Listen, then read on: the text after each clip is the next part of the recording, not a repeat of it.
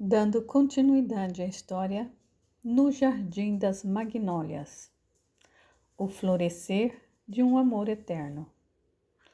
Ditado pelo espírito Lúcius, psicografado pela médium Sandra Carneiro. Capítulo 13. 8 dias depois, Jéssica saía do hospital, ainda sem poder andar.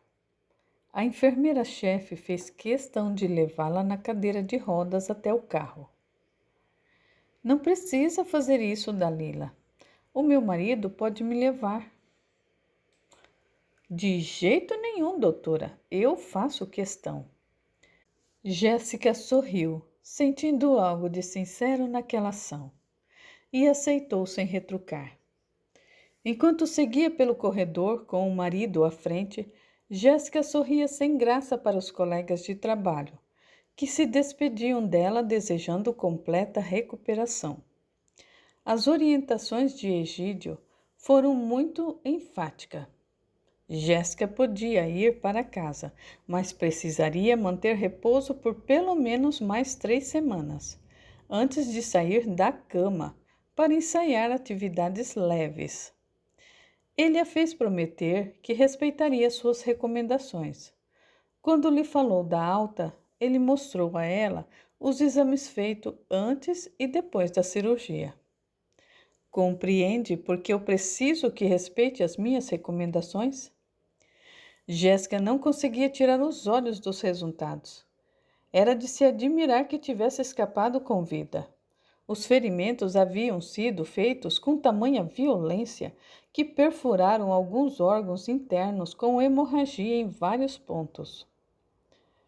Quando avaliei o resultado dos seus exames e vi na mesa de cirurgia, eu tive receio de que não fosse possível salvá-la, Jéssica. Por certo, você nasceu de novo. Enquanto ele falava, naqueles momentos que precederam a chegada da família para a alta tão aguardada, Jéssica permanecia lívida com os exames no colo, sentada na cama, já pronta para deixar o quarto. Agora que você tem noção da extensão dos seus ferimentos, eu quero que entenda que quem os fez, fez para matar você. Ela aqueceu balançando a cabeça. Certamente essa era a intenção. Mesmo com o sucesso da cirurgia, a sua recuperação requer cuidados. Por isso, eu quis mantê-la internada o máximo possível, para ter certeza de que o seu quadro evoluiria como desejado. E foi por isso que não quis que visse o seu prontuário, nem acompanhasse o progresso de perto. Eu queria sua mente limpa de qualquer previsão técnica, se é que me entende. Precisava de você no escuro de expectativas, para que o seu corpo respondesse da melhor forma possível. Você sabe o quanto eu acredito no poder da sugestão mental. E nesse caso, sugestões, eu queria que você só tivesse as minhas. E conseguiu, doutor, balbuciou a médica segurando a emoção. Fez um ótimo trabalho. Ele sorriu, pousou a mão sobre o ombro dela e falou com gentileza. Você é uma das nossas melhores profissionais. Não poderia fazer menos. Você é da família. Agora, quem fez isso a você deve ser pego e responder pelo que causou. Jéssica sentiu o corpo todo enrijecer, cada músculo do seu corpo. Não queria ter de lembrar da expressão de ódio na face de Omar ao tentar matá-la. Claro, doutor, vou ajudar a polícia em tudo o que eu puder. Assim espero. Respondeu ele como se soubesse do que realmente ocorrera. Depois da alta, seguia pelo corredor. Quando estava quase chegando ao elevador, viu uma porta entreaberta de um dos laboratórios, que se abriu e fechou rapidamente. De relance, e muito rápido, viu Omar dentro dela. O coração da médica disparou, mas não teve mais tempo para pensar. O elevador se abriu e todos entraram. Quando a porta estava se fechando, ela sentiu que alguém se aproximava na intenção de alcançá-lo. De onde estava, ela conseguiu apertar o botão para que a porta se fechasse. E logo ele estava em movimento, descendo para o estacionamento. Com o coração batendo descompassado, ela foi ajudada a subir no carro e acomodou-se no banco do passageiro. Sentia uma ansiedade crescente, como se pressentisse um perigo iminente. Despediu-se e agradeceu à enfermeira e pediu ao marido, assim que ele entrou: Vamos, estou com pressa de sair daqui. Vitor sorriu, pensando compreender o trauma da esposa. Ligou o carro e partiu. Somente quando estavam entrando no apartamento foi que Jéssica conseguiu ficar mais calma. Não tinha ideia do que Omar poderia fazer com ela. Como agiria? Ele não apareceu durante todo o tempo em que ela estivera internada, mas vê-lo naquele dia a perturbou demasiado. Ela sabia que, como ela, ele também tinha muito a perder, mas como se comportara como um louco, não saberia prever a sua reação quando se reencontrassem. Ela se acomodou no amplo sofá da sala de televisão. Não poderia subir as escadas do duplex por uma semana. Vai ficar aqui, mamãe? Indagou Maria Helena. Só por alguns dias, minha filha. A jovem abraçou-a delicadamente e falou com ternura. Eu estou tão feliz que esteja em casa. Eu tive tanto medo. Por quê, minha filha? Eu não sei. Foi só um mau pressentimento, eu acho. Mas agora você está aqui. E o pressentimento? A jovem abriu um largo sorriso e respondeu, buscando desviar a atenção da mãe. Prepararei um jantar com tudo o que você gosta. Você cozinhou, Maria Helena? Como assim? O papai me ajudou, me deu as dicas e comprou os ingredientes para mim. O mérito também é dele, mamãe. Queríamos fazer algo que deixasse você feliz. Obrigada, minha filha. Você vai ficar bem, mamãe? Claro, eu já estou bem. Não, você não está, mas vai ficar. Ela respondeu e saiu deixando Jéssica e o marido se entreolhando. Não me pergunte nada, essa menina está meio esquisita. Acho que sentiu demais a sua falta. Todos nós sentimos sua falta, mamãe. Foi Felipe quem respondeu, entrando na sala e abraçando Jéssica. Seja bem-vinda de volta. Obrigada, meu filho. Eu estou saindo. Não vai jantar conosco? Indagou Vitor. Não, papai. Já tinha marcado um compromisso. É um encontro? Pai, não te interessa. Tenha juízo, meu filho. Olhe para sua mãe. Essa cidade está ficando cada vez mais perigosa. Jéssica se sentia diferente, embora estivesse consciente agora da gravidade do seu quadro, do perigo de morte pelo qual passara e os riscos de ter de lidar com as consequências de tudo aquilo. Ela sentia como se a sua pele estivesse mais sensível, delicada, como se os seus sentidos estivessem mais aguçados. Seria ainda resultado do trauma? Estresse pós-traumático? Deveria ser. Ela raciocinou um pouco e logo decidiu que falaria com o Dr. Egídio em uma semana e até lá teria mais informações sobre o que sentia para conversar com ele. Jéssica esforçou-se para comer o jantar esplêndido que a filha preparara com esmero. Estava tudo delicioso, mas ela estava tensa e tentava disfarçar para si mesma os seus temores. Ao final, a filha indagou. Não gostou, mamãe? Adorei, minha filha, estava tudo ótimo. Você tem um talento para a cozinha e eu nunca imaginei. Do que está com medo, mamãe? Você vai ficar bem, eu sei. O pior já passou. É que somente hoje o doutor Egídio me mostrou os exames. Eu não sabia que os ferimentos haviam sido tão sérios. Você sabia? Indagou ela ao marido. Ele me mostrou no dia em que fui te ver, depois da cirurgia. Ele me colocou a par da gravidade e dos riscos na recuperação. E porque queria que você não soubesse disso até estar bem forte. Ele fez um longo silêncio e alternou o olhar entre a esposa e a filha, como se buscasse permissão para continuar. O que foi? Indagou a médica. O que está escondendo? Tem mais uma coisa que precisa saber. O quê? Jéssica sentiu o sangue subir no seu rosto. Será que eles tinham descoberto?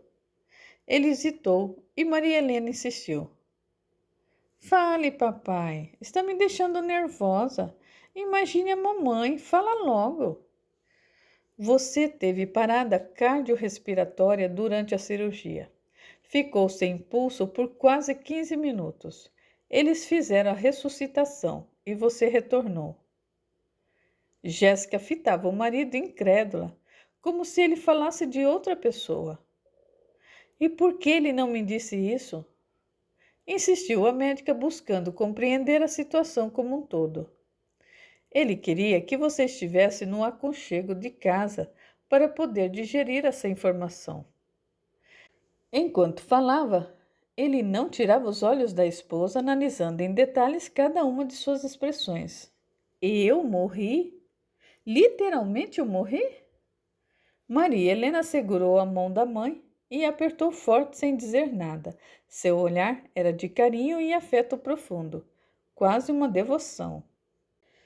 Então, que bom que você voltou. Graças a Deus ele não a levou de nós.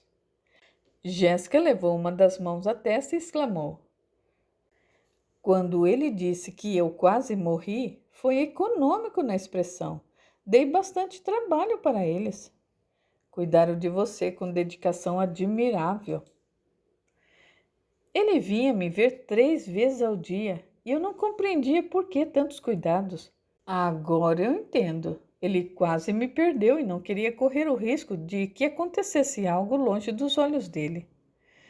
Jéssica ficou alguns instantes com o olhar perdido, como se vasculhasse todos os detalhes do qual se lembrava, e depois de um longo suspiro finalizou a conversa. Eu gostaria de me deitar. Fiquei sem forças. Mas é claro, vamos ajudá-la. Depois de acomodarem no sofá-cama, pai e filha limparam a cozinha em um silêncio que nenhum deles ousava quebrar. Capítulo 14. 2 semanas se passaram. Jéssica retornou ao hospital para consulta com o Egídio, e para o seu alívio escutou dele que a recuperação seguia conforme o esperado. Ela poderia, a partir daquele momento, se levantar da cama com mais frequência, mas nada de ficar sentada por longas horas, ou fazer trabalhos que exigissem muito esforço. Precisava ainda de repouso. A médica sentia-se convulsionar por dentro. Parecia-lhe que fazia uma eternidade que não trabalhava, que não atendia os pacientes. Sentia falta da sua rotina. A verdade, entretanto, era que Jéssica não queria ficar sozinha consigo mesma. Não queria ter de pensar em sua vida, suas escolhas e, acima de tudo, as suas motivações, nos seus sentimentos, suas necessidades mais profundas, o que a fazia feliz de verdade. Se realmente estava feliz, se era honesta consigo mesma, com os seus valores e ideais, se, sobretudo, estava vivendo com um propósito verdadeiro, se seus atos eram resultados do contato consigo mesma ou das ofertas constantes que a vida lhe fazia e que, por lhe parecerem interessantes e atraentes, ela as escolhia e incorporava à sua vida, sem que necessariamente atendesse aos apelos de sua alma. Ela se negava a ver. Por algum tempo, ela não teve mais os sonhos que a perturbavam, como se a sua alma houvesse se calado pelo choque do perigo a que se expusera. Algo nela estava comprimido, fechado. Não apenas a indignação pela violência que sofrera. Era algo mais profundo, algo que sequer ela conseguia identificar e, acima de tudo, não queria enfrentar. Com o passar dos dias, na mesma proporção que o seu corpo melhorava, seu estado de espírito piorava. Ela sentia como se estivesse prestes a enlouquecer, e a depressão se instalava aos poucos, sorrateira. Todos ao seu redor percebiam que ela não estava bem. Em uma noite, ao se deitarem, o marido lhe disse: Estou preocupado. Eu sinto que você não está bem. E como poderia não estar, Victor? Em casa, como uma inútil, longe do trabalho que eu amo. Ela respondeu rude. Me parece algo mais. Ela o fitou e indagou ainda mais ríspida. Estou lhe dizendo o que me aflige. Quando voltar ao trabalho, tudo voltará ao normal. Não sei. Acho que não. Ela o questionou incrédula. Como você pode saber? Acho que você deveria falar com alguém. Tentar um psicólogo. O que aconteceu com você foi muito grave. É natural que esteja abalada. É normal. Está escutando? Você não tem que ser forte, poderosa e destemida o tempo todo. As palavras do marido atingiram a médica como se fossem farpas venenosas. E ele prosseguiu. Você pode se sentir vulnerável, impotente e frágil, porque todos nos sentimos assim de vez em quando. Somos assim em certos aspectos. Isso não quer dizer que seremos assim, apenas que podemos nos sentir assim de vez em quando. E no seu caso, os acontecimentos justificam. Pare de bobagem terapêutica, Vitor. Eu estou bem. É que eu fico muito contrariada por não poder trabalhar. O marido fitou a esposa por um longo tempo, reconhecendo a negação. Depois sorriu ligeiramente e finalizou. Está certo, doutora. Apagou o abajur e virou-se de lado, dizendo: Boa noite. Jéssica fitava o teto do quarto no escuro e balbuciou apenas: Boa noite. Sentia rancor, irritação em relação ao marido. Ele parecia saber mais dela do que ela mesma. Odiava esse lado sensível dele. Queria que ele fosse mais forte, mais agressivo, mais viril, mas não. Vitor era um homem que sabia ser gentil e delicado quando queria. E para ela, naquele momento, sabia ser irritante quase o tempo todo. Conforme os dias passavam, ela ficava mais deprimida. Sentia-se exausta, confusa e com muita raiva. Seu relacionamento com Vitor piorava, bem como com os filhos, que ela mantinha distante. Ela tratava os mais próximos como tratava a si mesma, mantinha-os à distância. E quanto mais se afastava de si mesma, quanto mais negava os seus sentimentos, os seus medos, suas angústias crescentes, mais ela adoecia. Racionalizava tudo, mas de fato a dor emocional era intensa e mantida sob pressão, prestes a explodir. Percebia sem querer admitir que não sabia mais quem era, como se ela fosse somente uma cirurgiã tirando a capa branca. Não lhe sobrasse mais nada. Negava a realidade e tentava esconder de si mesma, mas via que o casamento estava afundando. Ela e Vitor estavam infelizes. Mas o que mais a perturbava era a constatação de que colocara sua vida em risco e que por pouco, mas muito pouco, não perdera tudo. Enxergava isso e deixava ainda mais depressiva e raivosa. E sentia medo. Não havia uma forma de se sentir segura. Afinal, o mar poderia aparecer a qualquer momento e terminar o que começara, destruir a sua vida. Ao mesmo tempo, nutria o desejo de se vingar e ficava horas imaginando como poderia atingi-lo e se livrar dele de vez. E na dimensão espiritual que a envolvia, espíritos que a odiavam, do presente e do passado, aproveitava o seu estado emocional e instilava mais ódio e desejo de vingança. E ela se afundava naquele estado lastimável. Capítulo 15.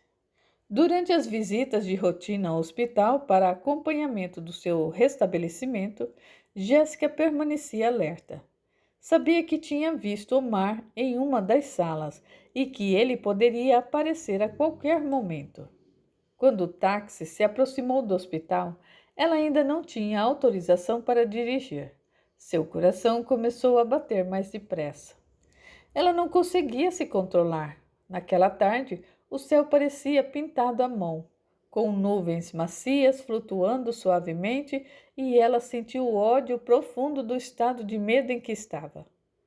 Justo ela, uma mulher determinada que enfrentava tudo para conquistar a sua autonomia e independência.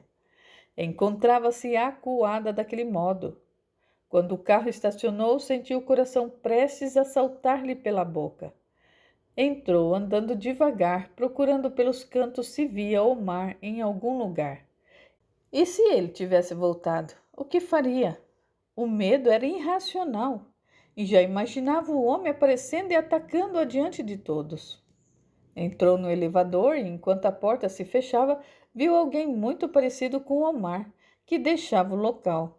Tentou esticar-se entre os ombros de dois homens que entraram e se colocaram à sua frente, mas tudo foi muito rápido e logo estava descendo no andar da sua consulta.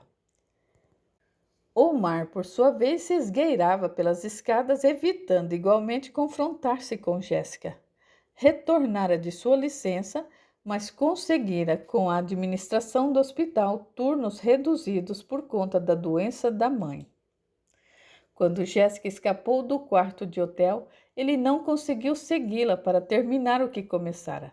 Teve de explicar-se para o rapaz que entregava o jantar e garantiu, com uma boa quantia e alguma dose de ameaças, que o jovem permanecesse calado. Foi atrás dela, mas ela já havia desaparecido. Naquela noite em que a agredira, sentado na cama enquanto calçava os sapatos, muito contrariado, ponderou: quem sabe os ferimentos não terminam o que eu comecei. Ela não vai aguentar. Aquela médica arrogante, enfadonha e irritante não vai sobreviver.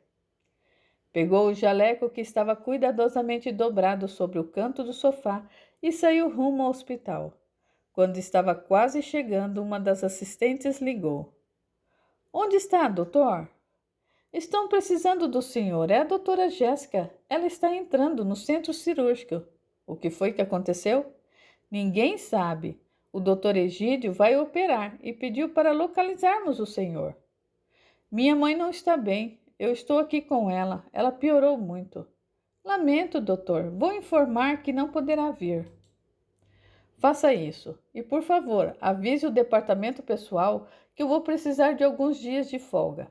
Assim, eles já vão saber que não poderão contar comigo por algum tempo.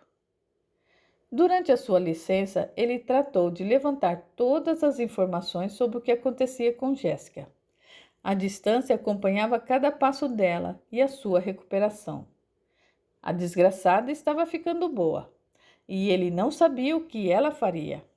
Ainda não tinha acusado e provavelmente não o faria, pois colocaria a si mesma em uma situação desfavorável. Seria julgada e condenada pela família e pelos colegas. E ainda mais agora, que ela havia mentido para todos. Não, ela não iria falar nada. Omar tentava se convencer. Quando a licença terminou, ele retornou parcialmente às atividades naquela manhã. Estava acertando os detalhes com o departamento pessoal para continuar mais algum tempo naquele modelo de trabalho.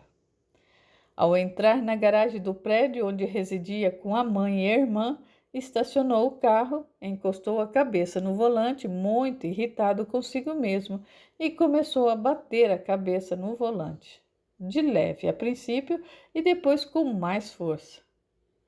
Por que eu fui tão fraco?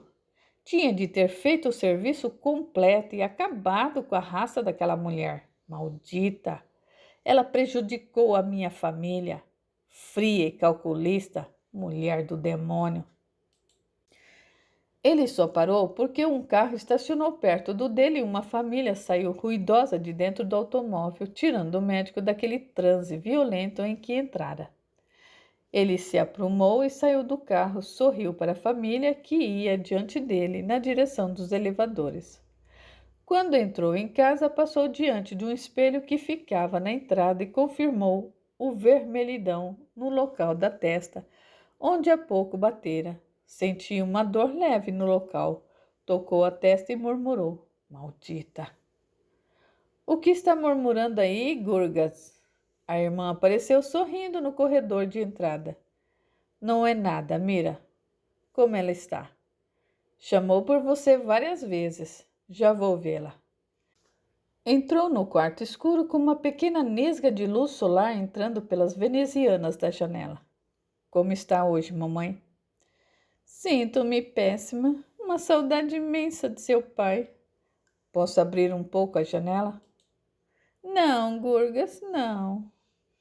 Ele se sentou na beira da cama, tomou as mãos da mãe entre as suas e suplicou.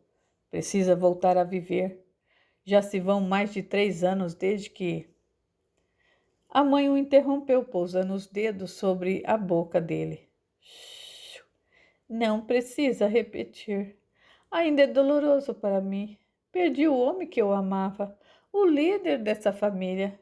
Ele era tudo para nós. E não estou aqui, minha mãe, suprindo as necessidades dessa família? Assim você me diminui ou, no mínimo, não reconhece a minha dedicação. É sua obrigação, Gurgas, seu dever. Ele baixou a cabeça, sentindo a dor da não validação, mas logo ergueu, lembrando da dor que ele mesmo sentira pela perda do pai. Eu também sinto muita falta dele. Ninguém jamais o substituirá em nossas vidas, eu sei disso. Mas nós estamos aqui e não seria a vontade de Alá que sigamos em frente? Que prossigamos com nossas vidas, afinal, Ele é quem decide sobre nossos destinos. Isso quando uma médica, uma mulher que deveria estar em casa cuidando da família, atravessa o nosso caminho e nos incita a aceitar uma cirurgia que ele mesmo não queria fazer. Fomos nós que insistimos, você se lembra? Quem sabe se ele tivesse feito, o seu próprio coração o mandava. Não estaria vivo até hoje. Ela é culpada. Ela vai pagar, mamãe, vai pagar. Vai sofrer tudo o que sofremos. Olho por olho e dente por dente. Quando, meu filho? O ódio alimentava o coração daquela mulher de tal modo que os olhos brilhavam de raiva. Não se preocupe mais com ela. O que é dela já está preparado. Vamos, mãe. Venha caminhar um pouco. A tarde está ensolarada. Vamos até o jardim do prédio para que você tome um pouco de sol. Eu não quero, Gurgas. Eu quero dormir para esquecer. Ela virou-se para o lado oposto de onde o filho estava. Sentiu-se exausto. Omar levantou-se devagar e deixou o sombrio quarto da mãe, que alimentava o luto pela perda do pai. Miserável! Ele murmurou. A alegre Amira, que como um anjo parecia se mover pela casa, colocou nas mãos do irmão um suco que acabara de preparar. Fiz a sua vitamina preferida. Você me parece abatido nos últimos dias. O que houve? Sabe que pode me contar. Pode confiar em mim. Ele abriu um sorriso e pegou o delicioso suco das mãos da irmã. Detesto vê-la sofrendo desse jeito. Eu não aguento mais. Eu preciso fazer alguma coisa. Acabar com aquela médica desgraçada. Gurgas, o que está dizendo? A Mira puxou a cadeira e sentou-se ao lado de seu irmão. Nem pense numa coisa dessas. Ela não teve culpa. Qualquer um pode enxergar. Recomendou o que acreditava ser o melhor. Sabe que não fez nada de errado na cirurgia. Você também é médico, pelo amor de Alá. Mas foi ela que insistiu para que ele fizesse a cirurgia, sem antes estudar outras possibilidades. Sei que existem tratamentos alternativos e que ela poderia ter tentado. O caso dele não era assim tão grave, dava para esperar e tentar outros procedimentos menos agressivos. Mas havia o risco. Do mesmo modo que a cirurgia. Só que ela nem pensou, não analisou, recomendou o que era mais interessante para ela, aquilo que daria mais dinheiro. Foi só nisso que ela pensou. Hoje eu sei, justamente por ser médico. Já a vi fazendo o mesmo com outros pacientes. Ela recomenda a cirurgia sem titubear. Chega a ser irresponsável. A Mira fitou o irmão nos olhos e indagou. Será que é irresponsabilidade mesmo ou apenas obediência aos protocolos médicos do país? Omar ficou sem resposta. A mãe chamou e ele ergueu-se para atendê-la. ficando com a pergunta da irmã a martelar em sua cabeça. Capítulo 16. Alguns dias depois, quando todos saíram e a casa ficou vazia e silenciosa, Jéssica deixou-se ficar no sofá da sala, observando as gotas de chuva que escorriam pelo vidro da enorme janela. Chovia forte e as gotas espirravam e batiam no vidro, com um barulho cadenciado e agradável. Era o chamado barulho branco, que trouxe certo sentimento agradável, de conforto à médica, cujo quadro de depressão se agravava. Ela já não sentia tanto prazer na comida e não tinha vontade de fazer nada. Logo ela, que adorava se arrumar e se produzir toda, sentia-se apática, desinteressada de tudo. O celular tocou. Ela deixou tocar. Não tinha ânimo para atender. Tocou de novo e ela sentiu um medo súbito percorrer seu corpo. A lembrança das ligações insistentes de Omar logo despertou, inundando seu corpo de cortisol. Enquanto o telefone tocava, ela escutou ao longe o interfone tocando na cozinha. Seria o Omar vindo perturbar-lhe? Devia ter visto que todos haviam saído e estava lá embaixo, espreitando buscar uma oportunidade para agredi-la novamente. O celular tocou outra vez e agora ela, no impulso, verificou qual era o número que estava ligando. Quando se certificou de quem era, finalmente atendeu. Oi, Fernanda. Era a amiga que chamava. Atende o interfone, me deixe subir. Você está aqui embaixo? Estou. Vim te fazer uma visita pessoalmente. Chega de troca de mensagens e conversas curtas. Eu preciso te ver. Eu estou muito indisposta, resistia Jéssica. Eu estou muito cansada. Não vou embora sem ver você e sabe que sou determinada quando eu quero alguma coisa. A médica respirou bem fundo, conhecia bem a tenacidade da amiga e respondeu curta e direta: vou liberar a recepção. Foi até a cozinha e autorizou que a amiga subisse. 2 minutos depois, a campainha soou. Jéssica não queria ver ninguém. Queria ficar sozinha e procurava mentalmente uma maneira de finalizar aquele encontro o mais rápido possível. Abriu a porta e, já pronta para dar mais uma desculpa, mas Fernanda não deu a ela a oportunidade. Foi logo, dando 3 beijos no rosto da amiga e entrou, mesmo sem ter sido convidada. Colocou a bolsa sobre a mesa da sala e sentou-se no sofá. Jéssica ficou de pé na entrada da sala, observando os movimentos da amiga, que assim que se acomodou, deu 3 tapas no sofá e pediu: vem, amiga, sente-se aqui perto de mim. Assim que a médica se sentou, Fernanda abraçou-a com ternura, acolhendo todos os sentimentos e emoções que ela estivesse sentindo, sem julgar, sem analisar. Apenas abraçou e acolheu-a em seus braços com ternura. Sentindo-se assim envolvida em profunda energia de afeto, Jéssica começou a chorar. E chorou longa e dolorosamente. Fernanda continuava com o abraço a envolvê-la como se dissesse sem palavras: isso, desabafa, coloca tudo o que a incomoda para fora. Ficaram ali por quase 10 minutos. Fernanda não se mexia, totalmente entregue a confortar e a enviar energias de fortalecimento para a amiga, de quem gostava tanto. Quando Jéssica se acalmou, Fernanda sugeriu: que tal um chá? Eu preparo. Foram as duas para a cozinha e em seguida retornaram à sala para tomar o chá de camomila, que acalmou o sistema nervoso de Jéssica. Fernanda olhava com carinho para a médica, esperando que ela se manifestasse. Por fim disse: vou ser direta. Como você gosta, amiga? Sinto a sua angústia, mesmo quando não nos falamos. Eu sei, balbuciou a médica. Quero que venha comigo conhecer um lugar onde vai encontrar o apoio, ajuda de todo tipo e poderá ampliar a sua compreensão e consciência sobre você mesma e sobre as questões que hoje a afligem, mas que você não compreende. Do que está falando, Fernanda? Quero que você conheça a Rafaela, aquela amiga minha que é jornalista, aquela de quem lhe falei várias vezes, que me ajudou quando eu mais precisei.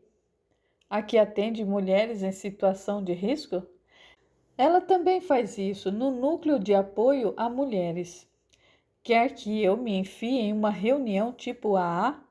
Você enlouqueceu? Eu não gosto desses lugares. Esse é diferente de tudo o que você possa imaginar em sua mente preconceituosa e orgulhosa. Nossa, que petardo! Tá me chamando de orgulhosa? E você não é? Porque eu sou. Por isso eu entendo você. Mas eu tenho certeza de que quando conhecer a Rafaela e tudo o que acontece naquele lugar abençoado, você vai me entender. É um lugar mágico, delicioso, acolhedor, envolvente. É um lugar que me alimenta a alma todas as vezes em que eu tenho a oportunidade de trabalhar como voluntária ou quando participo de alguma reunião. Elas me ajudaram muito quando eu lutei com o câncer. Você sabe, eu perdi o chão. Achei que ia morrer e não tinha mais forças para acreditar, para lutar. Eu me lembro. Fiquei muito surpresa quando vi você se recuperando e vencendo a doença com enorme bravura e coragem. Pois então, Jéssica, agora é a sua vez de vencer seus desafios com bravura e sabedoria. Venho te buscar amanhã, às 2h30. Mas é que não vou aceitar nenhuma desculpa, doutora. Agora você tem tempo, algo raro em sua vida tomada por importantes compromissos? Você precisa de uma nova luz, uma nova perspectiva para compreender esse momento pelo qual está passando. O que tem a perder? Se não gostar, nunca mais volte e eu não te perturbo mais com o assunto.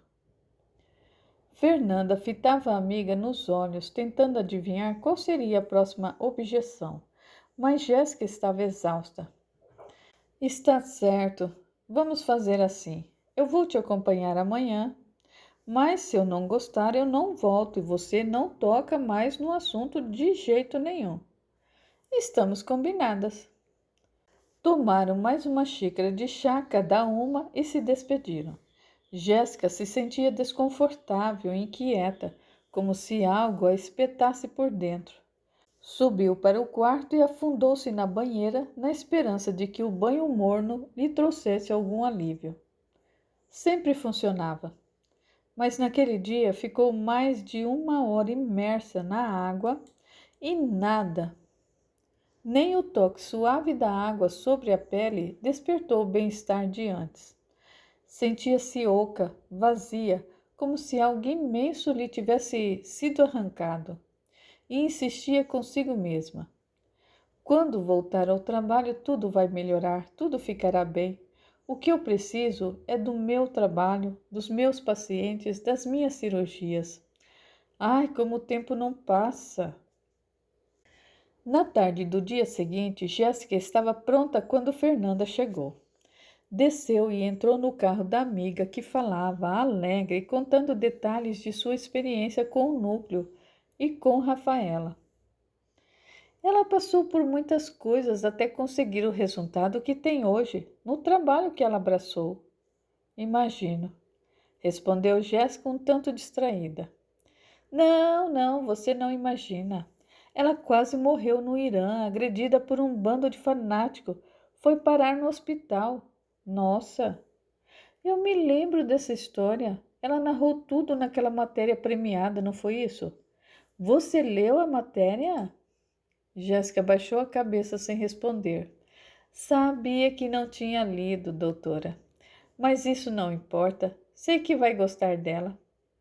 Assim que Fernanda estacionou o carro diante da pequena casa, Jéssica fitou o jardim cuidadosamente semeado e ficou impressionada com a beleza e variedade das flores. O jardim era lindo, um convite à feminilidade.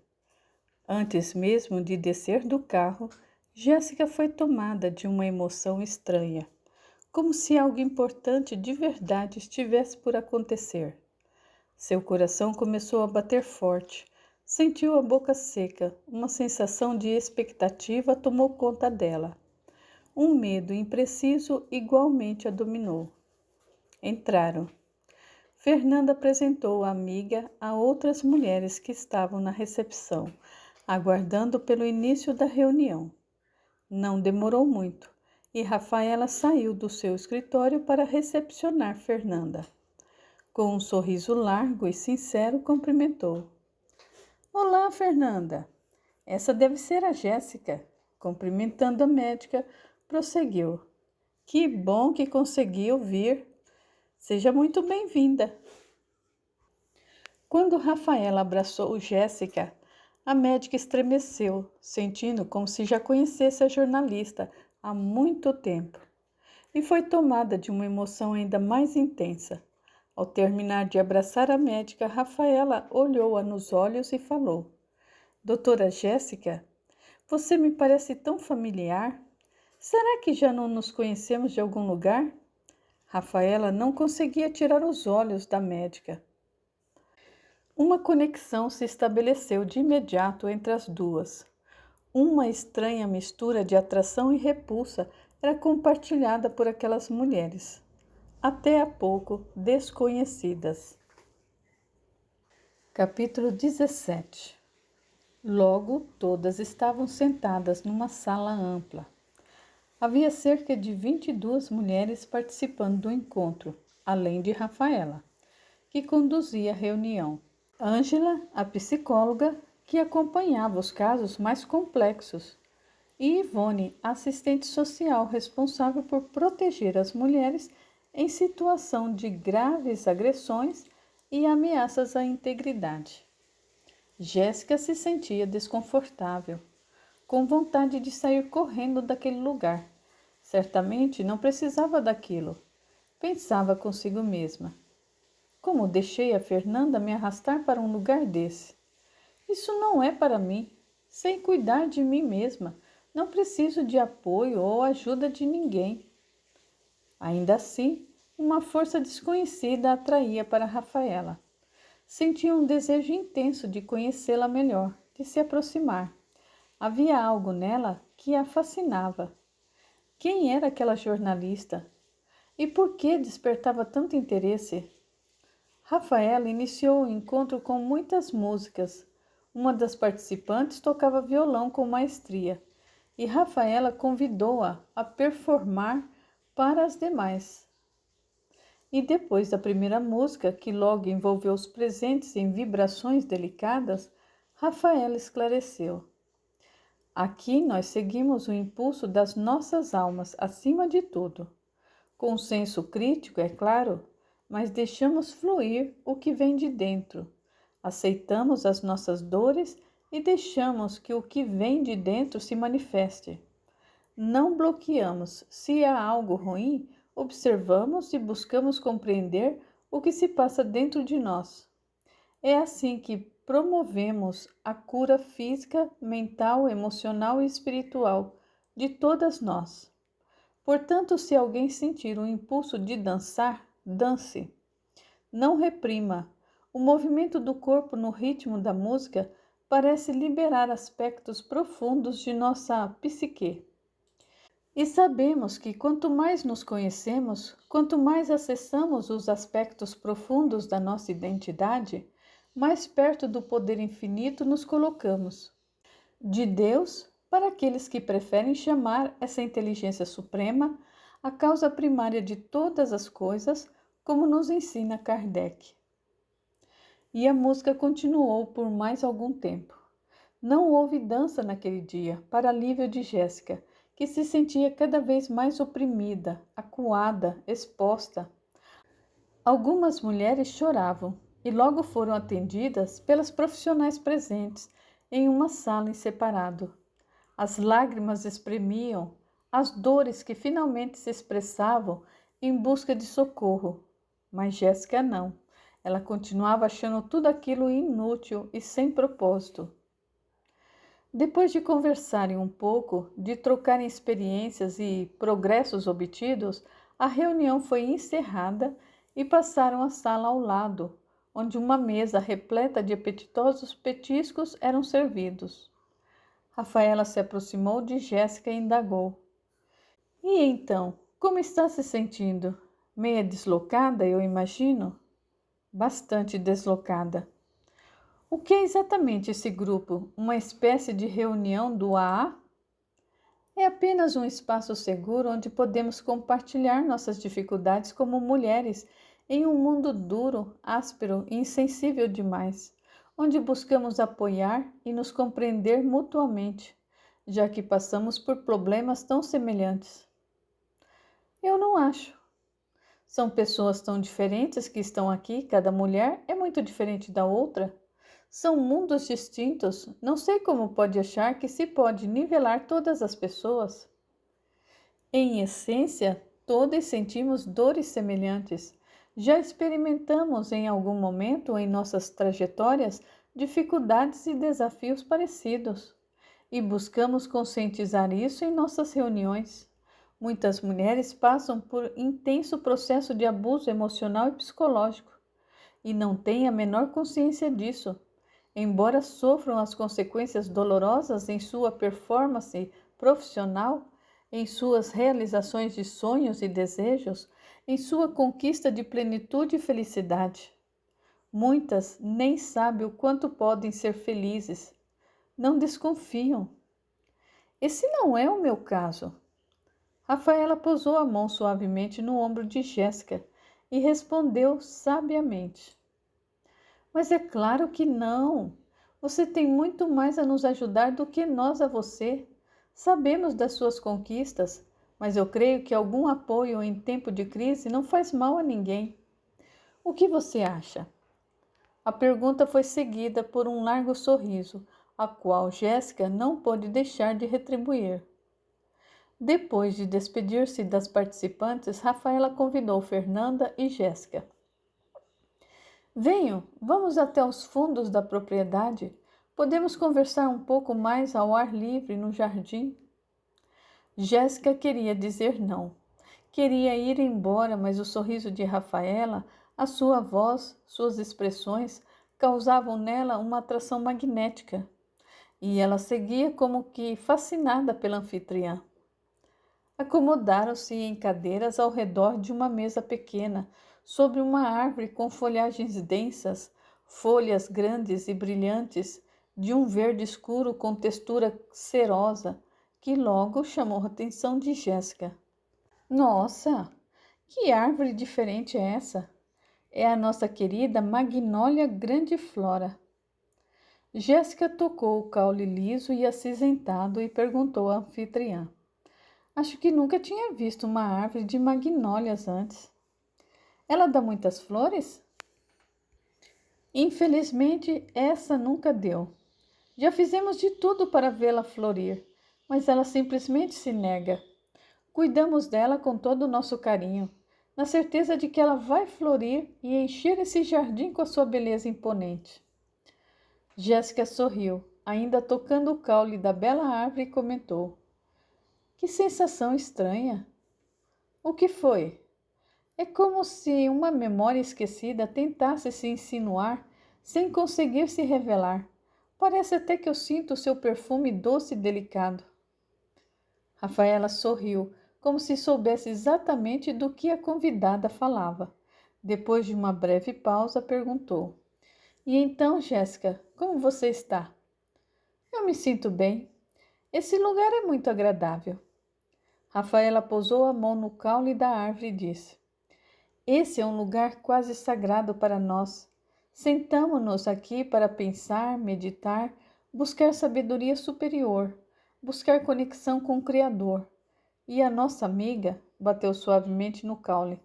Parece nos acolher em seus braços, lembrando-nos de que fazemos parte da natureza, de que a natureza está em nós e de quanto precisamos dela para nos equilibrar, lembrar quem somos e nos conectar às poderosas energias que sustentam a vida.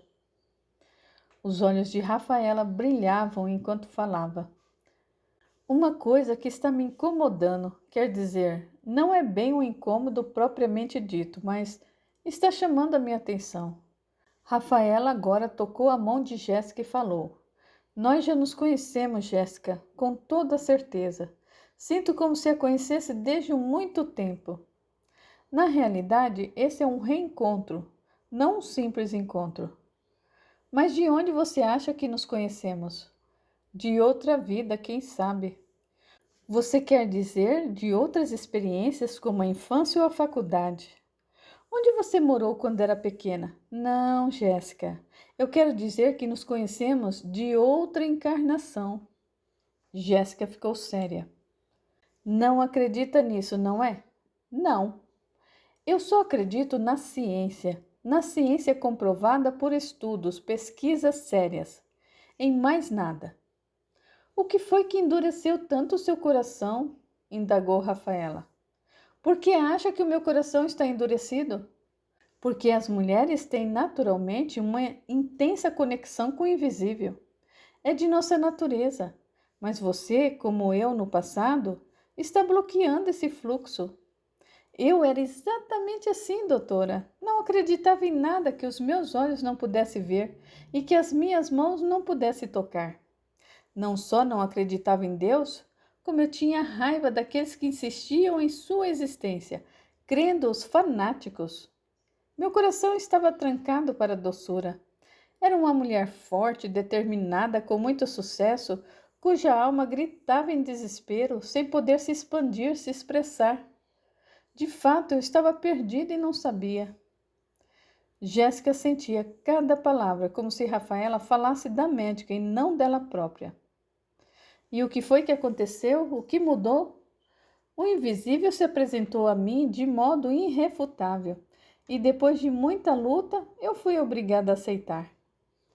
Jéssica logo se lembrou da visão que tivera de Elaine no centro cirúrgico, depois de ter morte declarada.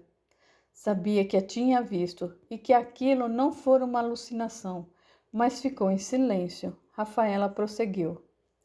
Às vezes, quando recebemos esse convite para a transformação, nós o recusamos com veemência. E para cada um, esse convite vem de um jeito diferente. Normalmente, da maneira como precisamos. Uma doença física, uma falta de realização de um sonho ou desejo, uma pessoa problemática que nos atormenta, uma situação que não conseguimos resolver, algo que nos desperta a consciência de que nossa vida não está realmente bem como queremos acreditar. Em resumo, uma dor que nos lembra de nossas dificuldades e nos causa frustrações. Geralmente fugimos do convite, não queremos ver, e parece que ele nos persegue até que paremos a correria e perguntemos com sinceridade o que a vida quer nos mostrar, o que a vida quer nos ensinar. Quando aceitamos receber a resposta, começamos a desvendar os mistérios que nos fazem viver longe da alegria e felicidade que aspiramos. Comigo foi assim. Jéssica se lembrou dos sonhos que vinha tendo e como eles se repetiam e se repetiam várias noites. Teve um breve relance, uma sensação de que estava exatamente no lugar que deveria estar, com as pessoas que poderiam ajudá-la. Mas logo a resistência se fez presente e ela afastou qualquer consciência positiva que ameaçasse aquilo que ela acreditava ser a sua verdade, suas escolhas, seu modo de vida. Conversaram por mais algum tempo e, ao se despedirem, Rafaela convidou. Volte em nossa próxima reunião. Eu gostaria de conversar mais com você, doutora. Sinto que temos muito em comum e eu gostaria de descobrir o que é. Abriu um sorriso doce e acolhedor, transmitindo afeto, apreciação e carinho à médica, que não pôde ignorar as emoções que Rafaela faziam sentir. Eu não posso garantir, mas eu prometo que vou pensar no assunto. Olhando para Fernanda, a anfitriã falou. Já é alguma coisa, não é? Sei que vai conseguir convencê-la a voltar, Fernanda. Confio no seu poder de persuasão. Riram juntas e se despediram. No caminho para casa, Fernanda seguiu em silêncio, aguardando que Jéssica se manifestasse.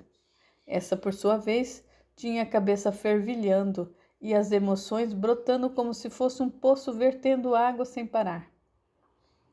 Estavam chegando no apartamento de Jéssica quando Fernanda indagou: "O que foi essa conexão entre você e Rafaela? Fiquei impressionada."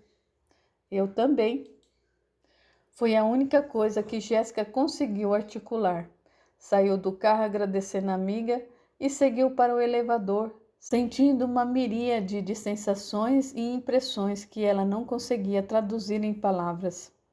Estava fortemente impactada por Rafaela e soube na hora, embora não admitisse nem em pensamento, que teria de encontrá-la de novo. Capítulo 18. Algumas semanas depois, sentada na maca na sala do Dr. Egídio, a médica acompanhava a avaliação a respeito de sua recuperação. "Doutora Jéssica, vejo que finalmente conseguiu atender às minhas orientações. Sua recuperação é notável.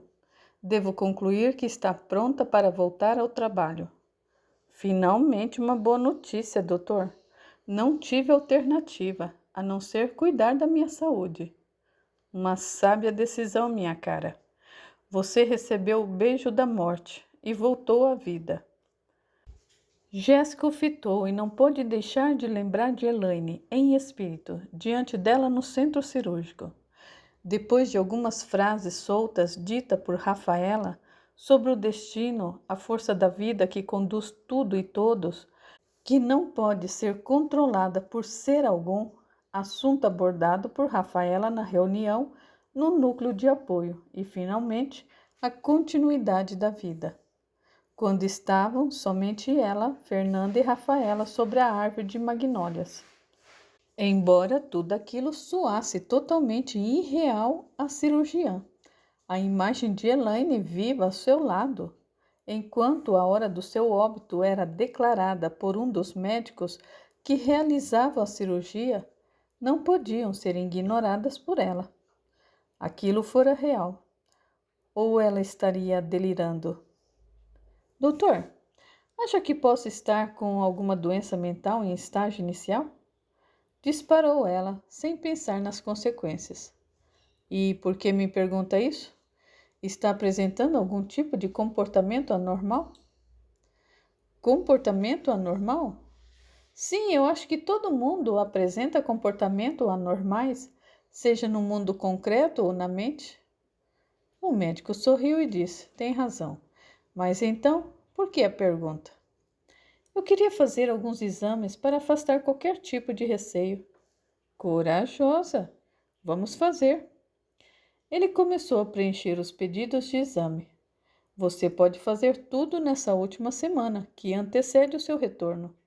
Quero você aqui na próxima semana, iniciando logo pela manhã. O nosso diretor está ficando preocupado com as cirurgias eletivas, que foram canceladas durante a sua ausência. Como sabe, você é a médica que mais opera nesse hospital, ou seja, a que traz mais lucro. E ficar sem você durante todo esse tempo impactou nos resultados financeiros. Ele me intimou ontem à tarde que você voltasse o mais rápido possível." "Seria melhor eu retornar amanhã então, doutora. Já informei ao Dr. Caio Montenegro que você retorna semana que vem. E eu quero ver os resultados desses exames antes que você retome as suas atribuições. Queremos a nossa principal cirurgiã completamente recuperada e que venham as cirurgias." Jéssica tentou esboçar um sorriso, mas teve dificuldade. Para ela, tudo aquilo sempre fora normal. Tudo o que ela amava fazer, exercer os seus conhecimentos e poder na mesa de cirurgia, além de ganhar dinheiro, muito dinheiro. Sacrificaria tudo para ter aquilo novamente. Entretanto, agora que o seu retorno tinha dia e hora para acontecer, ela sentiu uma ponta de frustração. uma impressão rápida de que aquilo que sempre fora sua vida, de repente perdera o brilho. Mas foi apenas por um breve segundo. Ela logo se levantou, estendeu a mão e agradeceu. Obrigada pela sua atenção, Dr. Egídio. Cuidou muito bem de mim. Não podemos nos poupar diante de uma colega tão competente como a senhora. Cuide-se, doutora, e lembre-se de que vou considerá-la totalmente apta na próxima semana. Falta muito pouco agora. Já prestes a sair do consultório, Jéssica respondeu: Não se preocupe, doutor. Eu sou a maior interessada. Abriu a porta e deu de cara com Omar, que vinha com exames nas mãos falar com o Dr. Egídio. Ficaram cara a cara pela primeira vez desde o ocorrido no quarto de hotel. Jéssica não teve tempo para pensar e desviou-se do outro sem dizer nada. Omar foi mais frio e falou cínico: Doutora, que bom vê-la recuperada. Quando retorna? Jéssica já estava longe e, sem responder, apertou o passo. Saiu do elevador e andou ainda mais rápido em direção ao carro. Olhou para trás algumas vezes para ter certeza de que Omar não a seguia. Entrou no carro, ligou e saiu depressa. Foi só quando parou no primeiro semáforo que conseguiu organizar os pensamentos e murmurou: Como é que eu vou ser capaz de ver esse homem todos os dias? Não vai ser possível. O que eu vou fazer? Não lhe vinha à mente nenhuma solução. Ao chegar em casa, agendou todos os exames que Egídio solicitara. O apartamento estava silencioso e, como terminou com os agendamentos, não conseguia desviar os pensamentos de Omar. E todo tipo de questionamentos vinham à sua mente. Por que ele a agredira?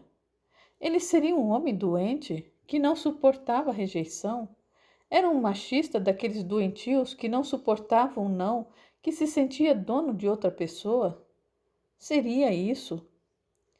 Ela olhou o relógio e ainda tinha bastante tempo, antes que os filhos voltassem do colégio. Preparou um chá quente e sentou-se outra vez no sofá para apreciar aquela bebida que a acalmava.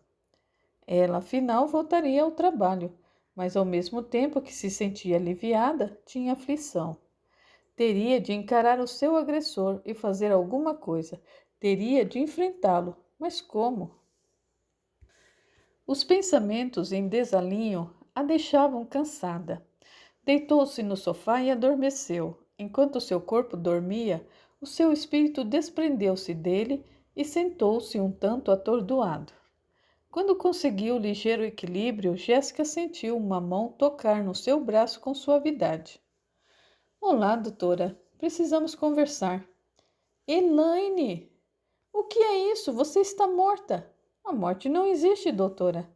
Quando deixamos o plano físico, apenas trocamos de ambiente de um mais denso por um mais etéreo. Mudamos de dimensão.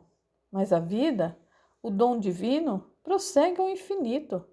Não morreremos jamais. Isso não pode ser. Ela fitou o seu corpo inerte no sofá. Devo estar sonhando. Esse não é um sonho, mas um chamado. O que significa? A doutora tem passado por muitas coisas ultimamente. E tudo começou com a sua morte. Pois então, aquele foi o início de uma grande transformação que deve acontecer em sua vida, doutora.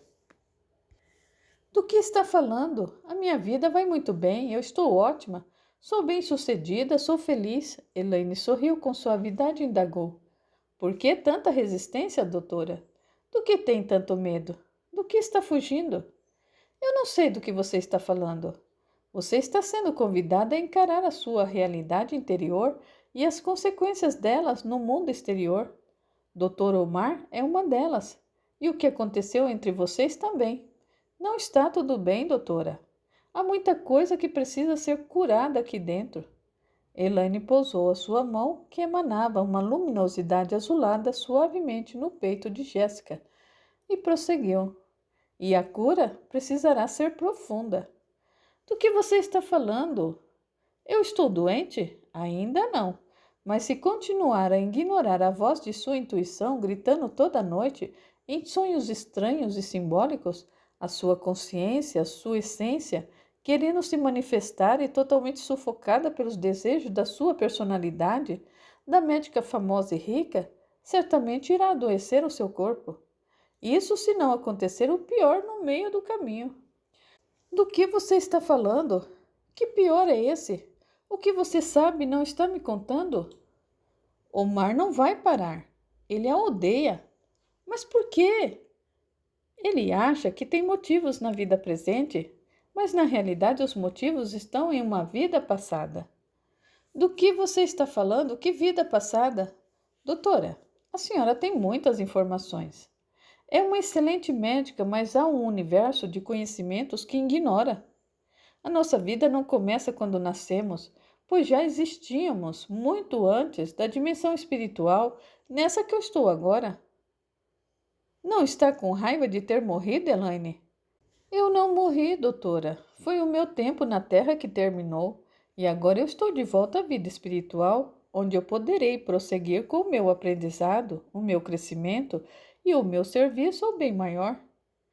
Eu não compreendo. Precisamos de você, doutora. Está na hora de relembrar a sua tarefa, a sua missão no orbe. Do que você está falando? A senhora tem um compromisso assumido antes de reencarnar e chegou a hora de relembrar e de assumi-lo. Ou pensou que estava na Terra para ser rica, famosa e usufruir dos prazeres e nada além disso? Jéssica olhava séria para Elaine. Sabia de algum modo que ela estava certa. Alguma coisa dentro de si concordava com o que a sua ex-paciente dizia. E Elaine prosseguiu. Quando acordar, não vai se lembrar com clareza da nossa conversa. Mas eu quero que se lembre de uma coisa. Você tem uma missão a cumprir e deve buscar a ajuda de Rafaela. Ela poderá ajudá-la com Omar e com a sua tarefa. Repita comigo. Eu tenho uma missão e eu preciso de ajuda da Rafaela com Omar e com a minha tarefa. Jéssica repetiu 2 vezes a frase e Elaine desapareceu. Jéssica despertou como se acordasse de um sonho, ainda repetindo a frase uma última vez. Tenho uma missão. Preciso da ajuda de Rafaela com Omar e com a minha tarefa. Sentou-se, escutando o que dizia e sentiu medo. Estaria ela louca? Continuava a ver a Elaine agora em sonho? O que eu vou fazer? Pensou a alta doutora. A resposta não tardou.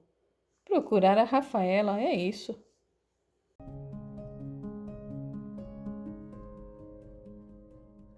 Pessoal, a história continua. E se estão gostando, não esqueçam de deixar o seu like.